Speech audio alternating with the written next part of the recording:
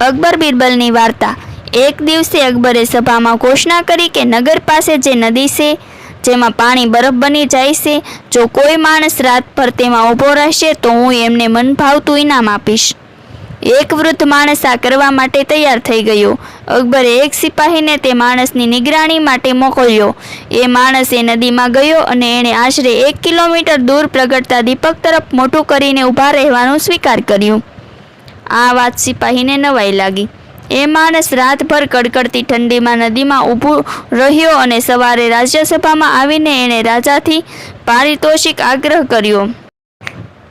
ત્યારે અકબરે સિપાહીથી પૂછ્યું, શું આ માણસે સાચે જ રાતભર નદીમાં સમય પસાર કર્યો છે?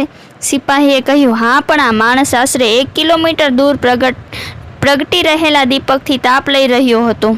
આ સાંભળીને અકબરને ગુસ્સો આવી ગયો અને એણે કોઈની ના સાંભળી અને વૃદ્ધને સજાએ મોત આપી। તે વૃદ્ધ માથા નમાવીને ઊભો રહ્યો અને એને જેલમાં બંધ કરી દીધો।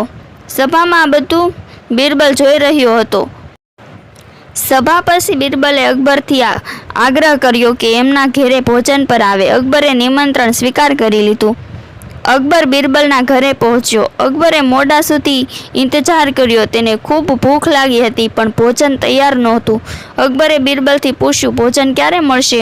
બિરબલે કીધું, હું કલાક સુધી પહેલાં ખીચડી રાંધવા માટે મૂકી છે, પણ શું ખબર એ શા માટે રંધાતી જ નથી? અકબરે કીધું, ક્યાં બની રહી છે, મને જોવા દો તો। બિરબલે જોયું, તેને નીચે સગડી મળી રહી છે અને ઉપર અગાસીમાં ખીચડી રંધાવા મૂકી છે। આ જોઈ અકબરને ખૂબ જ ગુસ્સો આવી ગયો। બિરબલ, શું તમે ગાંડા થઈ ગયા છો? આ રીતે તો પાણી પણ ગરમ ના થાય તો આ ખીચડી કેવી રીતે રંધાય? ત્યારે બિરબલે કીધું કે નદીમાં ઊભેલા માણસને 1 કિલોમીટર દૂર પ્રગટતા દીપકથી તાપ લઈ શકે છે, ત્યારે ખીચડી પણ રાંધી શકાય છે ને? હવે અકબરને પૂરી વાત સમજાઈ અને એને તે વૃદ્ધને મુક્ત કરી મનભાવતું ઇનામ આપ્યું।